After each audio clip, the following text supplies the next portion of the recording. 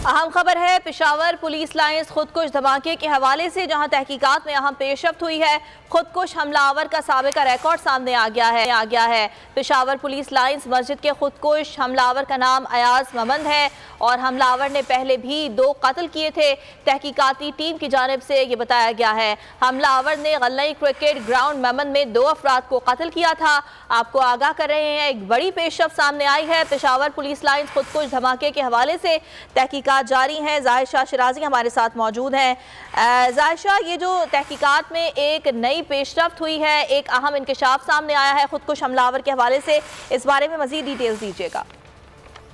जी बिल्कुल, तहकीकाती टीम ने मजीद इन्वेस्टिगेशन की है और जो मालूमात उनकी जानिब से फराम की गई है उसके मुताबिक हमलावर का ताल्लुक हलीमजई तहसील से और अयाज मोहम्मद उसका नाम बताया जाता है।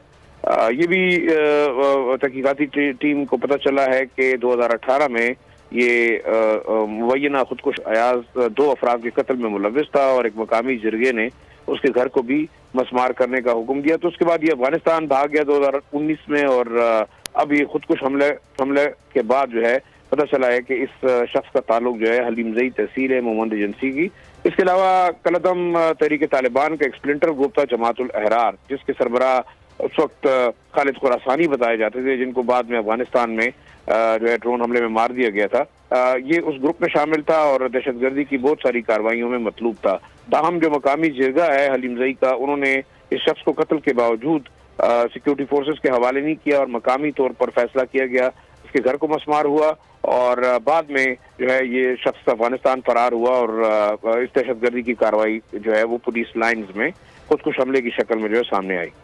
ठीक है ज़ाहिर सा, अब जब ये इतना बड़ा पेशरफ्त सामने आ गई है खुदकुश हमलावर के बारे में, सब कुछ वाज़ेह हो गया है, तो जो सहूलतकार हैं उन तक पहुँचने में मज़ीद आसानी हो जाएगी। अब देखिए, तकरीबन 8 सहूलतकार थे और इसका भाई जो है उसका नाम अरबिस्तान हलीमजई है, जो कि इस वक्त भी मोहम्मद एजेंसी की तहसील हलीमजई में रहता है और वहाँ से भी कुछ गिरफ्तारियाँ की गई हैं। उसके करीबी लोगों से जिसका इसके साथ ताल्लुक था उनको भी इन्वेस्टिगेट किया जा रहा है। साथ साथ जो सहूलतकार थे CTT ने उनके हवाले से एक इश्तिहार जारी किया है। 8 अफराद आइडेंटिफाई हुए हैं जिन्होंने मुख्तलिफ औकात में इस शख्स की मदद की है पेशावर पहुंचाने में, और जो आखिरी सहूलतकार है वो मोटरसाइकिल पे से लाकर यहाँ पे इसने उतारा है, जिसके बाद ये दहशतगर्दी की कार्रवाई हुई है।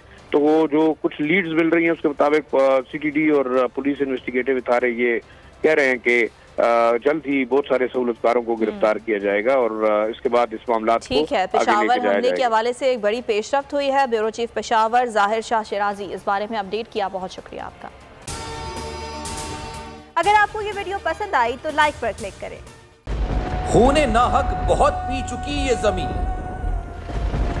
अब कोई दिन में ये खून उगलने को है। खत्म हो जाएगी ये तमाशागरी, वक्त पलटेगा रोजे जजा की तरह। ये जो पेशावर में ताजा लहू है बहा, एक क़यामत करेगा फलक पर बपा। गम की सलमनाक घड़ी में बोल सानह पेशावर में शहीद होने वालों के लवाहिकीन के साथ। सब्सक्राइब करें और बेल दबाएं ताकि कोई खबर रह न जाए।